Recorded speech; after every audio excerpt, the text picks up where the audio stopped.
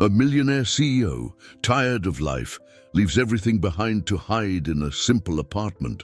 But every night, he heard a rhythmic and inexplicable noise coming from downstairs. And the truth behind that sound was about to destroy and rebuild his life completely. Before we dive into this exciting story, leave a comment below saying where you're watching from. Your presence means a lot to us. Enjoy this journey of faith and hope. Charleston didn't seem like a place people ran to. It seemed like a place they retreated to when they had already lost everything. That's what Daniel Morrison told himself as the taxi stopped in front of the narrow brick building with an apartment on the second floor that overlooked a sleepy cobblestone street. Spanish moss hung like silent secrets from the oak trees, the air thick with the scent of magnolias and something he couldn't name. Maybe peace, maybe regret. The driver, a middle-aged man with a southern accent as thick as molasses, turned in his seat. "First time in Charleston?" he asked, looking at Daniel through the rearview mirror. "Yes," Daniel replied, reaching for his wallet. "Well, you picked a good time. Spring here is something special.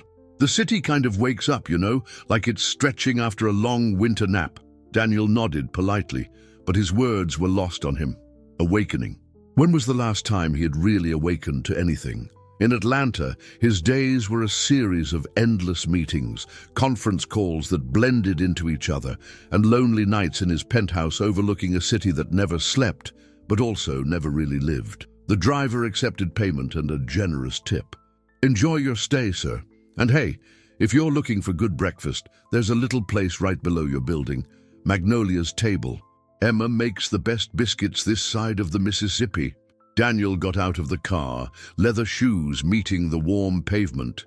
A single travel bag was all he had brought, a deliberate change from the man who used to travel with 3 suitcases and a personal assistant. No assistant, no urgent calls, no plans beyond existing somewhere that wasn't his previous life. He found himself staring at a door with peeling paint and a tarnished brass doorknob. The door itself seemed to tell a story. Inside, the apartment was modest in a way that almost made him smile. Wooden floors that creaked gently under his feet, uneven in places that spoke of age and character. Tall windows framed by sheer curtains that danced with each coastal breeze. The furniture was simple but comfortable. It was all completely different from the penthouse in Atlanta, with its cold marbles, its gleaming surfaces, its glass walls that offered spectacular views of a city he had stopped really seeing years ago. There, the silence was different, empty, echoing, filled with the presence of a life that had grown so large it had lost any resemblance to humanity. Daniel dropped his bag beside the door and rolled up the sleeves of his shirt. 6 months ago, this same shirt cost a fortune. Now it seemed like just fabric. He walked to the center of the small living room and stopped, really stopped, for the first time in years. He listened. There was no corporate hum, no constant vibration from his phone. Just life. The distant creak of a fan somewhere below him, the soft whisper of wind through leaves, and the faintest hint of something else. Something that sounded like laughter. Curious, Daniel walked to one of the tall windows. Down below, nestled under a faded but charming blue awning, was a small cafe. A hand-painted wooden sign swayed gently in the breeze. Magnolia's Table. Even from that distance, he could see through the open windows into the cozy space. A woman moved behind the counter with the kind of easy grace that came from doing something 1,000 times and still finding joy in it. Her dark curls were pinned up in a half-undone high bun, some stubborn strands framing her face. A white apron was tied around her waist, already dusted with flour. She was serving coffee to an older man, and even from the second-floor window, Daniel could see that she was truly listening, truly engaged. There was something about the scene that captured Daniel in a way he couldn't explain. It wasn't romantic. He wasn't the type of man who fell in love with strangers through windows. It was more than that.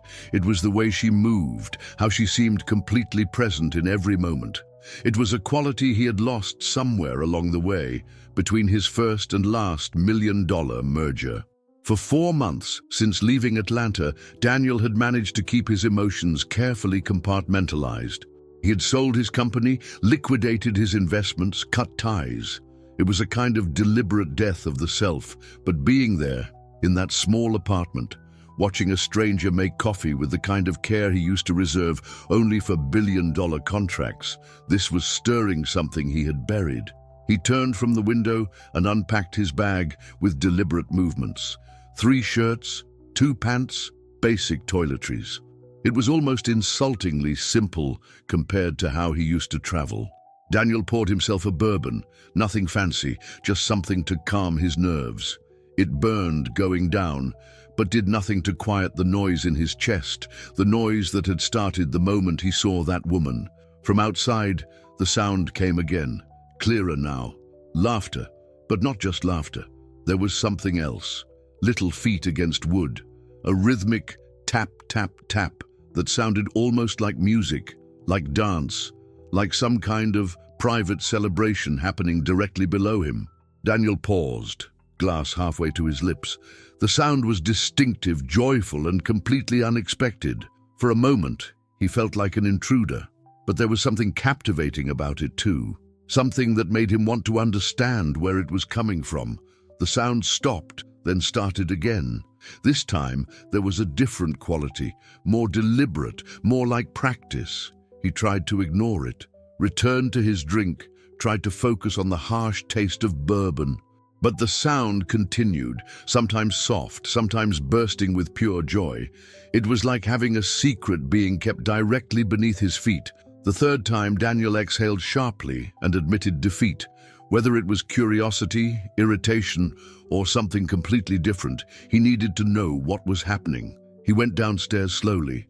The first-floor hallway was a study in economical charm, with potted plants and a faded mat in front of one of the doors that said, "Still standing." There was something deliciously defiant about it. He stopped in front of the door, suddenly uncertain. What exactly did he intend to say? Before he could change his mind, he knocked. 3 soft, firm knocks. The sound stopped immediately. There was a pause, then footsteps. The door opened, and Daniel found himself face to face with the woman he had been watching. Up close, she was even more attractive, but not in the polished way he was accustomed to. Her beauty was real, lived in. There was flour on her cheeks, and her warm brown eyes carried the fatigue of someone who was responsible for more than she should be, but also the joy of someone who had found meaning in that responsibility. "Hi," she said, her voice with a slight southern accent. "Sorry, were we making too much noise?" It was then that Daniel saw the source of the music. Behind the woman, a little girl was standing in the middle of what served as both living room and dance studio.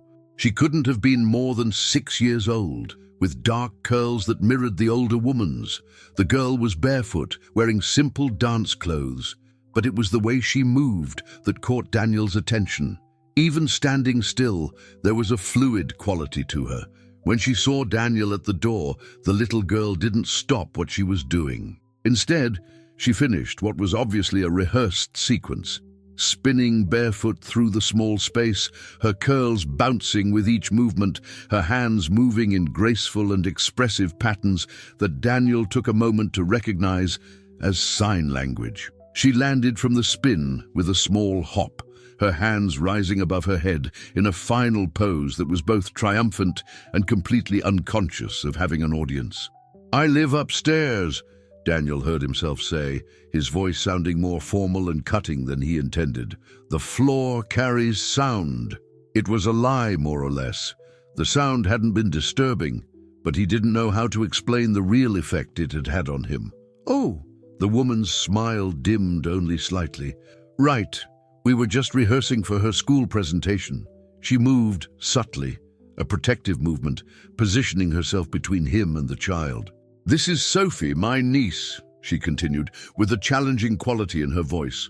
Daniel looked past her to the girl, Sophie, who hadn't stopped moving entirely. Even while listening, she tested small steps, finding silent rhythms. It was then that Daniel noticed Sophie's hands were moving constantly, not just in dance. She was conversing in fluid and expressive sign language. "She's deaf," the woman said, again with that challenging tone, as if she was preparing for him to say something insensitive. She's dancing to the music in her head. The simplicity of the statement hit him. There was no self-pity, no suggestion that Sophie's deafness was a tragedy. It was just a fact. Daniel looked at Sophie again. She wasn't dancing because she couldn't hear music. She was creating her own music through movement. "It's loud," he said, but the words sounded hollow. "We'll try to be more careful," she said with a final note in her voice. "I'd appreciate it," Daniel replied, already turning toward the stairs. It was an automatic response. "Hey," she called after him. He stopped on the first step. "I'm Emma." Daniel stopped, one hand on the banister, and turned to look at her. Emma, a classic simple name that fit her. He should have responded, introduced himself. Instead, he just nodded and continued upstairs, leaving her name echoing in his head. That night, Daniel lay in the unfamiliar bed in his unfamiliar apartment and found he couldn't sleep. Not because of noise. The building was perfectly quiet now. It was the opposite of noise that was keeping him awake. The silence was too thick, too complete. For years, he had lived with the constant low hum of the city. Without those familiar sounds, Daniel found his mind drifting in ways he hadn't experienced in years. There was just him, his thoughts, and the persistent echo of the tap-tap-tap of barefoot feet he had heard earlier, a sound that had stopped hours ago, but that he couldn't get out of his head.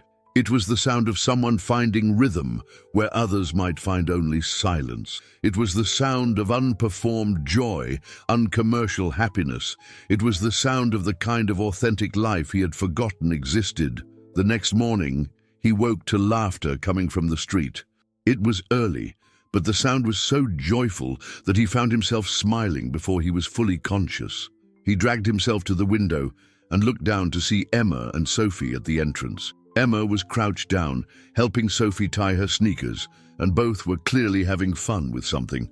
Sophie was gesticulating animatedly, her hands moving in a silent conversation that Emma was following with obvious fluency. It was such a perfectly domestic scene, so naturally loving, that Daniel felt almost like a voyeur watching. He got dressed, moving with more purpose than he had felt in weeks. He didn't know exactly what he intended to do, but he knew he didn't want to miss this opportunity. When he left the building, they were still there. That's when Sophie saw him. Her eyes lit up with recognition, and she waved enthusiastically before launching into an explosion of sign language directed at Emma. Emma turned, following Sophie's gaze, and her eyes met Daniel's. There was a moment of hesitation there, an assessment. She was clearly trying to figure out if he was the rude neighbor from the night before or something more. She said, "Hi, tall man." Emma translated, a small smile touching the corners of her mouth. Daniel stood for a moment, genuinely speechless. There was something about being noticed by Sophie, about being included in her morning conversation, that caught him off guard. "Tall man, not CEO, not Mr. Morrison." "She's witty," he managed to say, and it was only then that he realized he had nodded to Sophie when he said it, instinctively including her in the conversation. "She's Sophie," Emma said with pride and love in her voice. "She always says hi, even to grumpy neighbors." There was a gentle tease there, but not malicious. "I'm not grumpy," Daniel said, and surprised himself by almost smiling. "You're just misunderstood," Emma replied, and now there was definitely mischief in her eyes. She studied him. "You arrived in an executive car with Atlanta plates, wearing a jacket that costs more than I make in a month. You clearly have money, clearly aren't from here, and are obviously running from something. Or both." The accuracy of the assessment left him speechless. It was unsettling, and at the same time, liberating. "That's all quite perceptive," he said finally. "It's not perceptiveness," Emma replied. "It's just paying attention. Most people tell their story if you care enough to listen." Sophie tugged on Emma's sleeve, impatient to get on with her morning. She signed something quick, and Emma laughed. "She said you look less grumpy now," Emma translated, "and that she likes your shoes." Daniel looked down at his expensive leather shoes, which seemed absurdly formal. "Tell her I like her sneakers," he said, addressing both Sophie and Emma. Emma translated, and Sophie smiled widely before doing a small curtsy that was simultaneously comic and completely charming. "Now she'll show off all day," Emma said, but there was obvious affection in her voice. "You've created a monster." And with that, they were gone, hand in hand, leaving Daniel on the sidewalk, wondering why he felt like he had just experienced something significant. On the third day, he found something that would change everything. Slipped under his door, a small folded piece of paper. It was a drawing, clearly made by a child, with vibrant colors. It was a frog wearing what appeared to be a tutu on a stage. At the bottom, in childish letters, "For tall man." Daniel stood in his small kitchen, holding the drawing, feeling something he hadn't felt in years. The recognition that someone had thought of him, without wanting anything in return. When was the last time someone had given him a gift that wasn't calculated to impress or obligate? He carefully put the drawing in a drawer. Then he made a decision that surprised even himself. He went downstairs, crossed the street, and pushed open the door to Magnolia's Table Cafe. The bell above the door chimed softly when he entered, an old-fashioned and charming sound. The interior was exactly what he had imagined. Small but cozy, with mismatched tables, walls decorated with local art, and the aroma of freshly brewed coffee and something sweet baking in the oven. It was the smell of home. Emma looked up from behind the counter, and for a moment Daniel saw genuine surprise in her eyes. "Well," she said, wiping her hands on a cloth, "look who crossed the street. I thought I'd see what the noise was about." "It's a cafe," she replied, "not a crime scene." That's when Sophie appeared from behind the counter. When she saw Daniel, her whole face lit up. She waved enthusiastically, then launched into an explosion of sign language. "She said you came," Emma translated with a small smile, "and that she hoped you liked the drawing." "I liked it very much," he said, addressing Sophie directly. "It was very thoughtful." Emma must have translated because Sophie smiled even wider and did a small curtsy.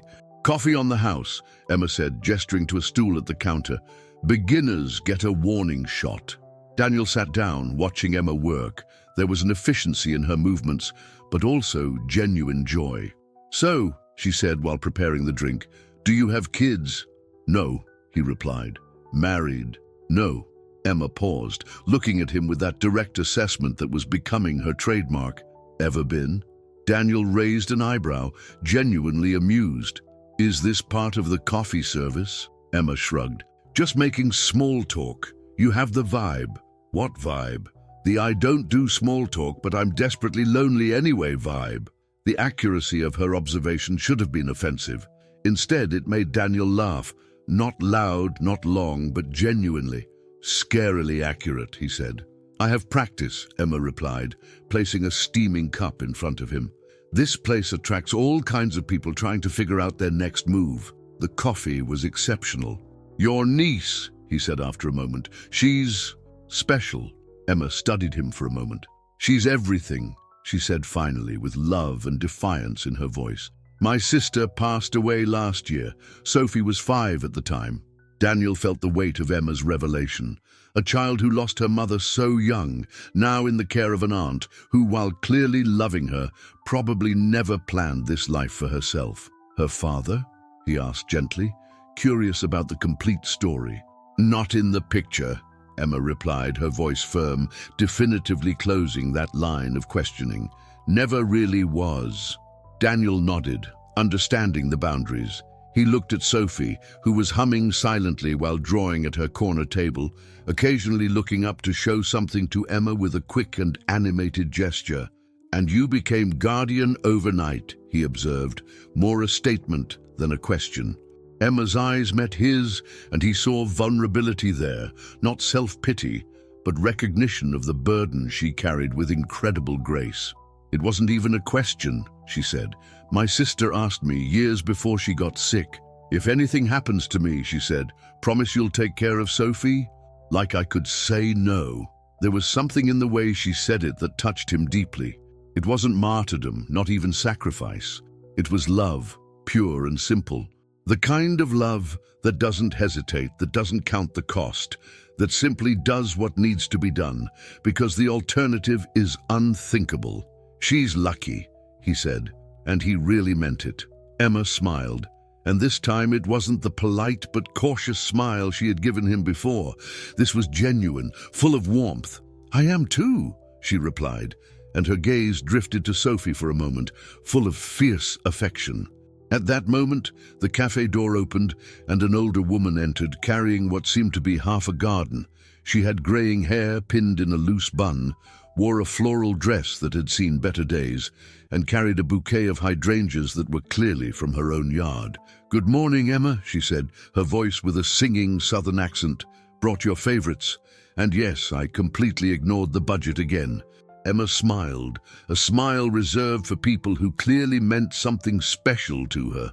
"Margaret, you're going to bankrupt me with kindness." "I spoil your windowsill," the woman, Margaret, replied. "You're just collateral damage." That's when she noticed Daniel. Her eyes narrowed in assessment. "New face," she stated, didn't ask. Emma made introductions. "Margaret, meet Daniel, the upstairs neighbor. Daniel, this is Margaret, retired teacher, local legend, and unofficial mayor of this street." Margaret continued to study him, and he had the feeling he was being subjected to scrutiny that could determine his worth as a human being. "I don't trust people who drink coffee without sugar," she said finally, pointing to Daniel's cup. Daniel, genuinely amused for the first time in months, replied, "Then you're in luck. I take mine with regret." Margaret stopped, then let out a rich, guttural laugh that filled the small cafe. "He'll do," she announced to Emma, as if giving an official seal of approval. "Has sarcasm and posture, can stay." And with that proclamation, she arranged her flowers on the counter, waved to Sophie, who waved back enthusiastically, and left the cafe as quickly as she had entered. "Is she always like that?" Daniel asked, a bit stunned and quite amused. "Margaret operates according to her own laws," Emma explained, smiling. "She basically adopted this entire neighborhood. She waters the block with garden gossip and flowers." Daniel found himself smiling too. "I like her." "She clearly likes you too," Emma said, "which is impressive. Margaret can be selective." They sat in comfortable silence for a few moments. Daniel drank his coffee, while Emma arranged Margaret's flowers in a vase. Sophie continued at her table, a world apart. "You've built something special here," Daniel said finally. Emma stopped and looked around the cafe as if seeing it through his eyes. "It's just a cafe," she said, but her voice betrayed that she knew it wasn't true. "No," Daniel said. "It's more than that. It's community. It's home." Emma looked at him for a long moment, assessing him again, but this time more gently. "You're not here just to hide, are you?" she asked. The question caught him off guard. "Why do you say that?" "Because men who are just hiding don't ask questions about community, don't notice when someone's built something that matters." Daniel gave himself a moment, taking another sip of coffee. "Maybe I'm trying to figure out how to stop hiding." Emma nodded as if that made perfect sense. "And you thought Charleston might be a good place to start?" "I thought maybe anywhere would be better than where I was." "And where was that?" Daniel hesitated, not knowing how to explain the emptiness of his previous life without sounding like he was asking for pity. "Atlanta," he said finally. "I built a company there, sold it. Now I'm trying to figure out who I am when I'm not that." Emma nodded with understanding in her eyes that suggested she also knew about fresh starts. "And are you figuring it out?" she asked. Daniel looked around the cafe again, at Sophie working diligently, at Margaret's flowers gleaming in the morning light, at Emma standing behind the counter with flour on her cheek and kindness in her eyes. "I'm starting to think I am," he said, and realized it was true. The days that followed settled into a pattern that was completely new for Daniel. He became a regular fixture, not just as a customer, but as a quiet and helpful presence. He arrived early, helping Emma with simple tasks, arranging chairs, cleaning tables. He discovered a deep satisfaction in physical work, the opposite of the abstract work that had defined his career. About 2 weeks after his first visit to the cafe, Daniel asked a question that scared him with its own boldness. "Do you have plans tonight?" Emma blinked, surprised. That's pretty direct. Sorry, he said quickly. I'm bad at subtlety. She studied him with her trying to figure out your motivations expression. I don't go out for dinners, she said finally. Not lately. Why? Because they're usually followed by excuses or expectations, and I'm not interested in either, Daniel said, surprising himself with his honesty. I just thought something quieter, if you're interested. Emma continued to study him, weighing her options. We go to the park every Friday afternoon, she said finally. Sophie and I, for her routine. Routine?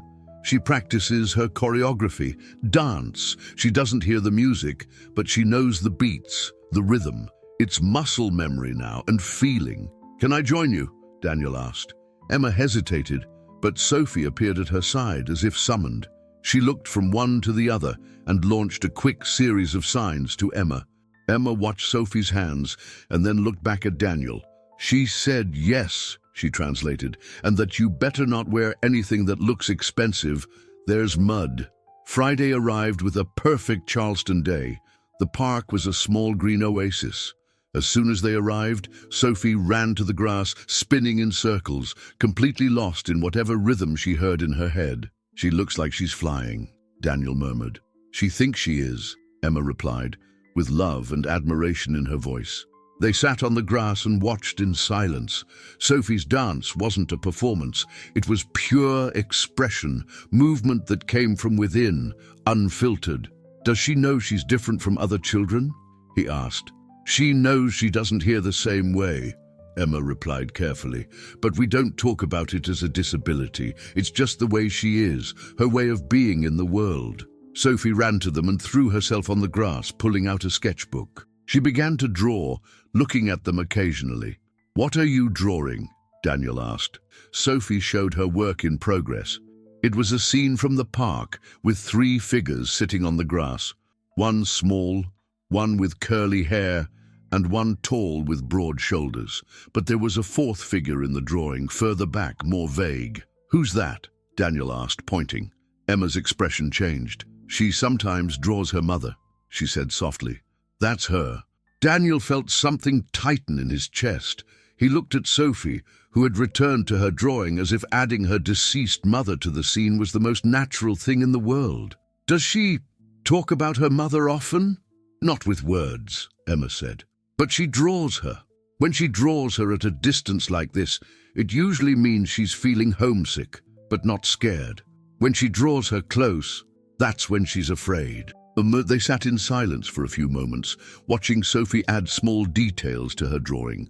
Flowers in the grass, birds in the sky, the touches that transformed a sketch into a memory. You're doing a good job with her, Daniel said finally, his voice full of a sincerity that surprised him. I'm doing my best, Emma replied, shrugging. Most days, I feel like I'm just making it up as I go along. Isn't that what we all do? He asked. Emma looked at him with something that might have been surprise. Do you have experience with parenting? No, Daniel admitted, but I have experience pretending I know what I'm doing when I clearly don't. That made her smile. Do entrepreneurs and parents have that in common? Among other things, Sophie finished her drawing and offered it to Daniel with the ceremony that children reserve for their most important gifts.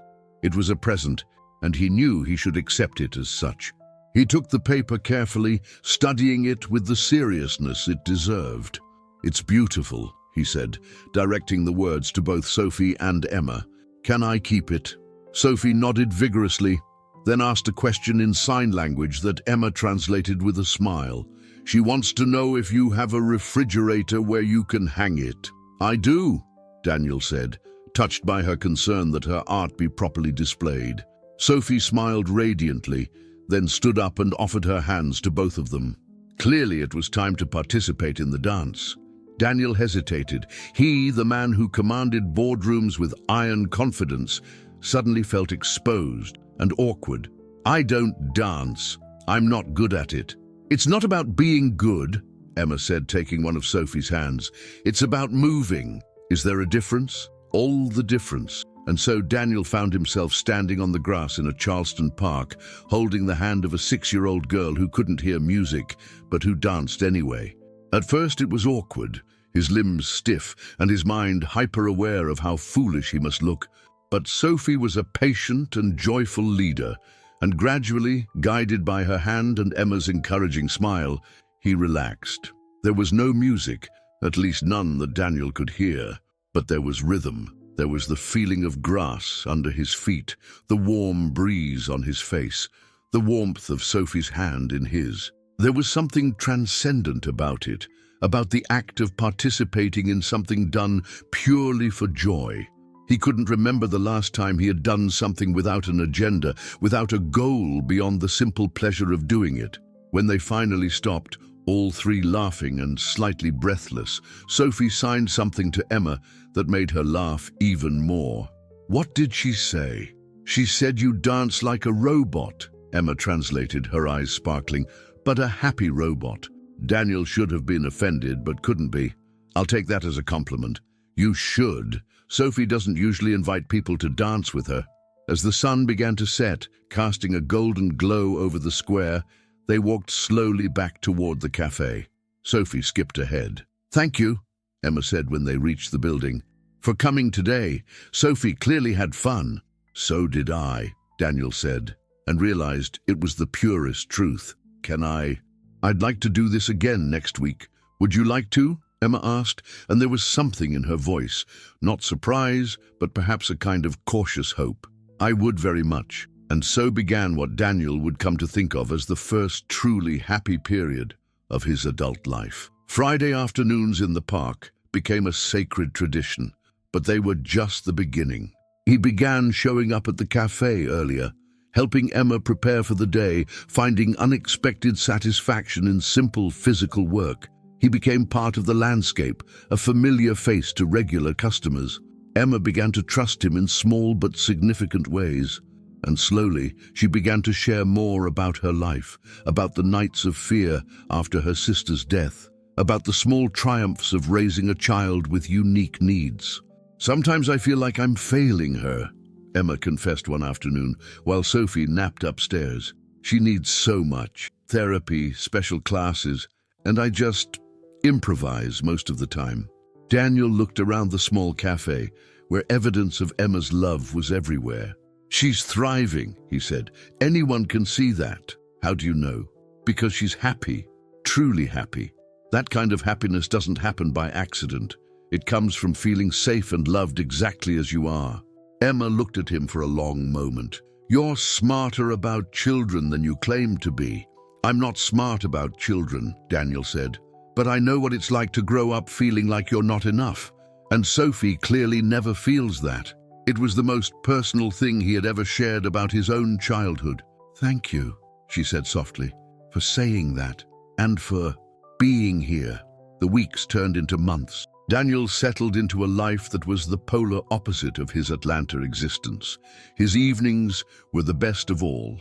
When Emma invited him for simple dinners in her apartment, with Sophie dominating the conversation through animated sign language that Daniel was slowly learning to understand. It was during one of these evenings that their world, carefully built with trust and gentle routines, began to shake. "I've been receiving correspondence," Emma said, after Sophie went to bed. Her voice was tense, stripped of its usual lightness. She went to a drawer and pulled out a small stack of envelopes. They started about a month ago. Always no return address. Always typed. Daniel took the first envelope. The letter was short, cold, and cruel. "Temporary guardian. Unstable income. Inadequate for child's long-term needs." He felt a wave of cold anger. Who would send something like this? Emma took a deep breath. "I'm not sure," she said, but her tone suggested otherwise. "Besides that, Sophie's father," she said finally, the words coming with difficulty. "Marcus, he contacted me about 2 months ago, first time since my sister's funeral." Daniel felt a knot form in his stomach. What did he want? "To meet Sophie, develop a relationship," his words. "And what did you say?" "I said no. Sophie doesn't remember him. He made no effort for 4 years. I'm not going to confuse her now, introducing a stranger who claims to have rights over her." Sounds reasonable." Apparently, Marcus didn't agree. He made some threats, nothing specific, but suggested I didn't have the legal right to keep Sophie from him. That, as the biological father, he had rights I didn't have. Did you consult a lawyer? Emma laughed, a bitter sound without humor. With what money? Daniel, I can barely pay rent some months. Lawyers are out of the question. Daniel was quiet, processing the gravity of the situation. He could easily pay for the best lawyers, but he knew that offering directly would offend her. There's more, Emma continued, her voice almost a whisper. Marcus, he's not just an absent father. He has money, position, influence. If he decides he wants Sophie, he has resources to fight for her that I simply don't have. But you raised her. You're everything she knows. That matters less than you think in a courtroom, especially when one side can afford expensive lawyers and the other side can barely pay basic expenses. The fear on her face was palpable, and Daniel felt a protective instinct surge with a force that surprised him. He reached across the table and took her hand. It won't come to that. How can you know? Because I won't let it. Emma looked at him, a vulnerability in her expression he had never seen before. Why would you care? I mean, why get involved in something like this? Daniel considered the question, trying to find words for feelings he himself barely understood. Because you've become my family, he said finally, and you don't abandon family. Emma began to cry then, not dramatic sobs, but silent tears that spoke of relief, fear, gratitude, all mixed together. I don't know how to let someone help me, she said. I've been doing everything alone for so long. Then let me learn along with you. That night, after Emma went to bed, Daniel stayed awake, his mind spinning. The calm he had found in Charleston gave way to a focused and relentless energy he hadn't felt in months. It was the same energy that had taken him to the top of the corporate world. But this time, the motivation wasn't profit or power. It was protection. It was family. The next morning, he began making discreet calls. Using his old network of contacts, he discovered everything he could about Marcus Parker. His financial situation, his reputation in Atlanta, any vulnerability that could be exploited. At the same time, he contacted Sarah Mitchell, one of Charleston's most respected family lawyers, known for her ferocity in protecting non-traditional families. He scheduled a consultation, began building a legal fortress around Emma and Sophie. Emma noticed the change in him immediately when he showed up at the cafe. You're different today, she said. Different how? Like the businessman you used to be. Focused, determined. Daniel smiled. Maybe some parts of my previous life weren't completely useless. What did you do?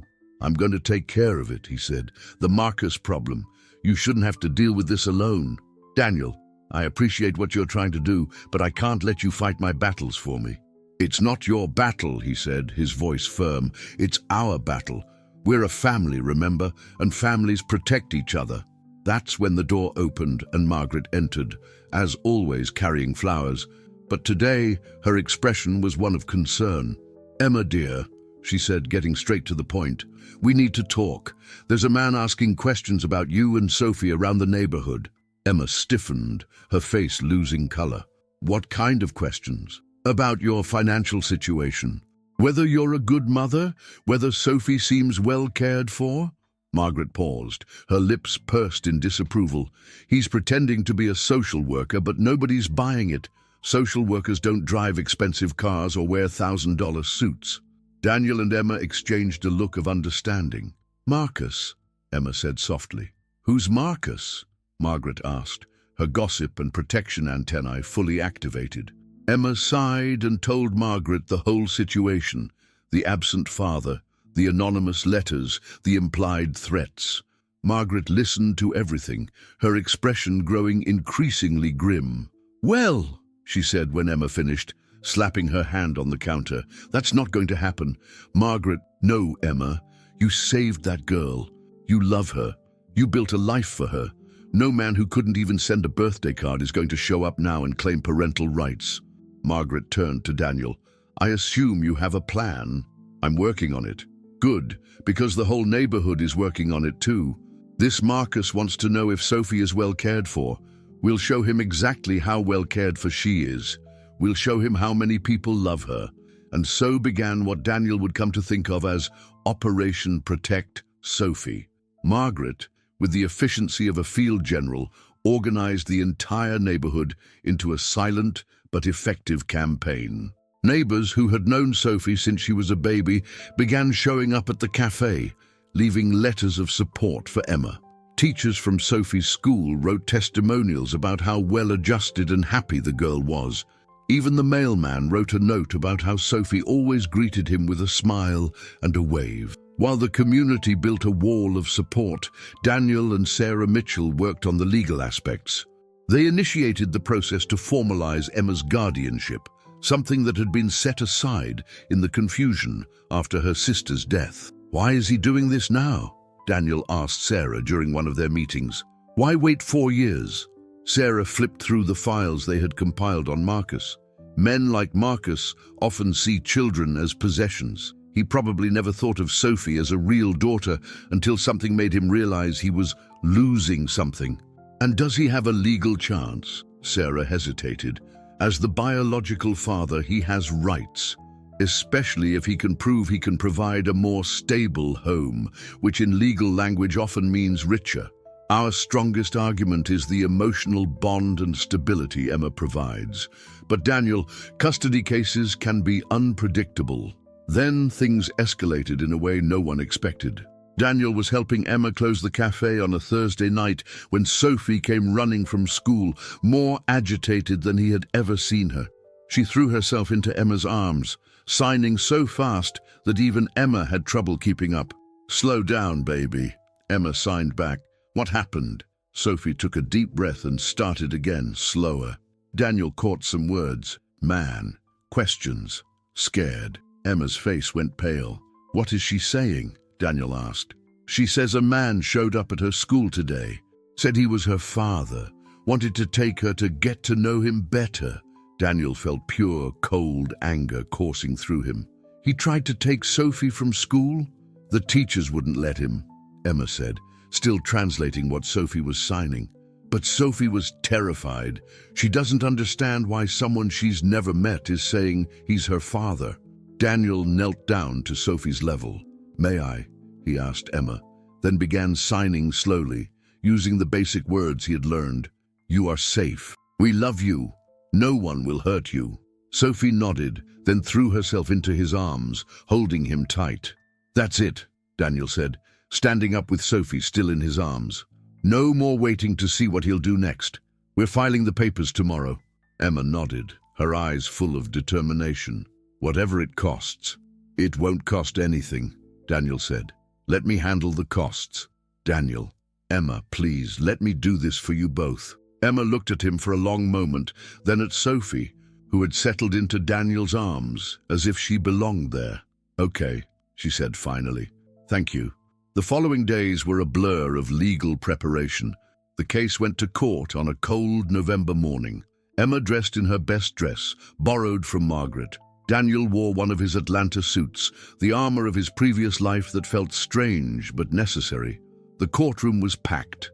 Margaret had organized what seemed to be half the neighborhood to show up in support. Marcus was there with his legal team, looking every inch the successful businessman. Sarah stood up for her opening statement. "Your Honor, this case is about what constitutes a family. Is it about blood, or is it about love, commitment, and sacrifice? Emma Parker has proven every day since her sister's death that family isn't about biology. It's about who shows up." Now, Marcus's lawyer, an elegant man named Richardson, painted a different picture, talking about advantages, financial security, and traditional family structure. The first day of testimony was brutal. Emma had to recount the early days of grief and fear. Under Richardson's cross-examination, he tried to make her seem overwhelmed and inadequate for Sophie's complex special needs. "Miss Parker," he said, "do you have any formal training in special education?"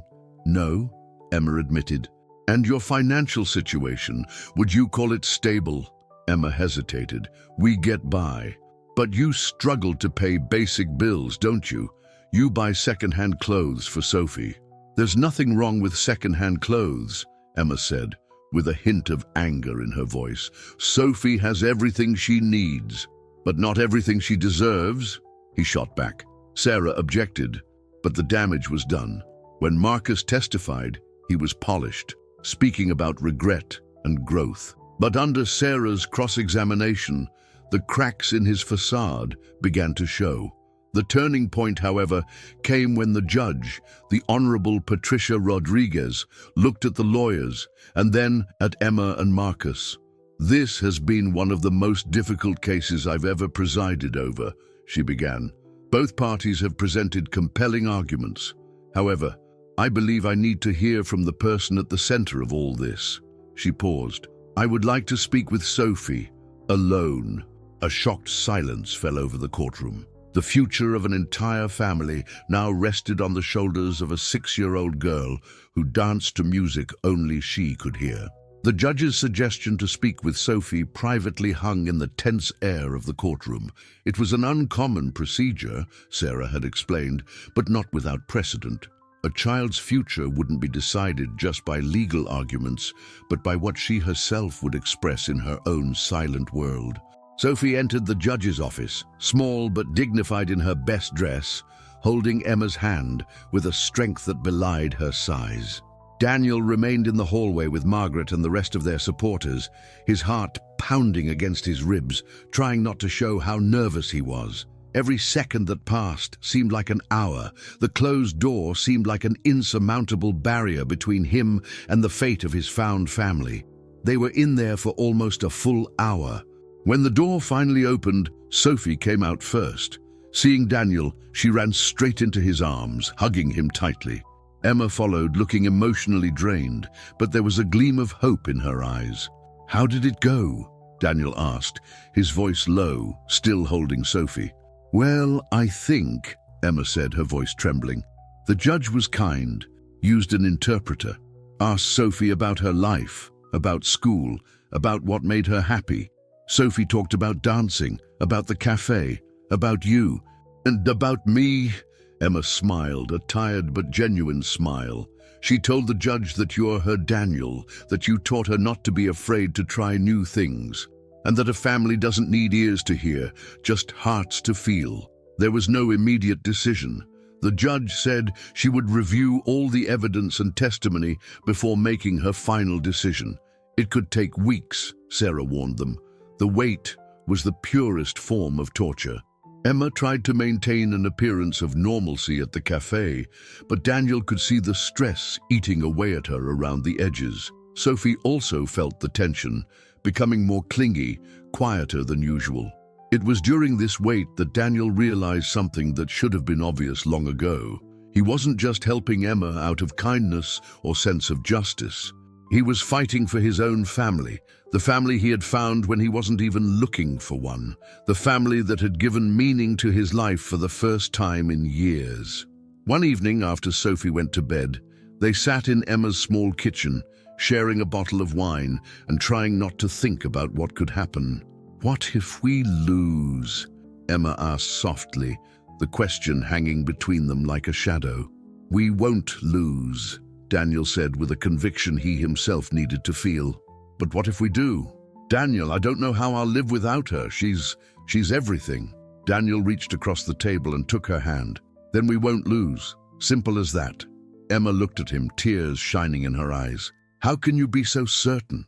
"Because," Daniel said, and the words came from a deep and secure place within him, "some things are too certain to fail, and your love for each other is one of those things." The call came on a Friday morning. Emma was in the middle of a batch of muffins when her phone rang. It was Sarah. "We have a decision," she said without preamble. "The judge wants to see us in her office this afternoon at 2:00. That afternoon, they sat again in Judge Rodriguez's office, Emma, Daniel, and Sarah on one side, Marcus and his team on the other. Sophie was at school, oblivious to the moment that would define her life. The judge looked at them over her papers. "This has indeed been one of the most difficult cases I have ever presided over," she began. "Both parties have presented compelling arguments, and it's clear that both care about Sophie's welfare." Daniel held his breath, however. the judge continued, "my decision must be based on what is best for the child. And after carefully reviewing all testimony and evidence, as well as my own conversation with Sophie, my decision is as follows." She paused, her eyes meeting Emma's. "Custody of Sophie Parker will remain with Emma Parker. Furthermore, I am approving Emma's petition for legal adoption, making her officially Sophie's mother." Emma collapsed into silent sobs of pure relief. Daniel felt like his heart was going to explode from his chest. Across the room, Marcus's confident posture crumbled. "Mr. Parker," the judge continued, "Sophie has repeatedly expressed that she considers Emma Parker her mother and her family. Any future involvement on your part must respect that bond and be centered on what is best for Sophie, not what you might want." There were more formalities, paperwork to sign, but Daniel could barely concentrate. Sophie was theirs, officially, legally, forever. When they left the building, Emma turned to Daniel and started laughing, not from humor but from pure relief and joy. "She's mine," she said, the words sounding surreal. "She's really mine." Daniel picked her up and spun her around, both of them laughing and crying at the same time. "She always was," he said. "Now the whole world knows it." They drove straight to the school to pick up Sophie. Emma couldn't stand to wait even another hour to tell her. When Sophie came running through the school gates, her face lit up, seeing both of them waiting. "Why are you both here?" she signed, curious. Emma knelt down and pulled Sophie into her arms. "Because we have something very important to tell you," she signed. "The judge made a decision, and the decision is that you're going to stay with me forever. Officially. Nothing will ever separate us again." Sophie's face went from confusion to understanding to pure joy. "Forever?" she signed, her hands trembling with excitement. "Really forever?" "Never," Emma said, tears streaming down her face. "You're my daughter now, not just in our hearts, but in the eyes of the law." Sophie threw herself into Emma's arms, then turned and did the same with Daniel. "Are we really a family?" she signed. "We always were," Daniel replied with his still clumsy sign language. "Now we just have the paper to prove it." That night they had a small celebration at the cafe. Margaret showed up with champagne and cake. Later, after the guests had gone and Sophie was in bed, Emma and Daniel sat on the porch. "What now?" Emma asked. Daniel smiled. "Now we live. We raise Sophie. Maybe expand the family someday if you want." Emma looked at him. "Do you really want this? Domestic life, dance recitals and homework?" "I want all of it," Daniel said without hesitation. "I want to be her father, if she'll have me." As if summoned, Sophie appeared at the porch door, sleepy, dragging her stuffed frog. "I couldn't sleep," she signed. "I'm too happy."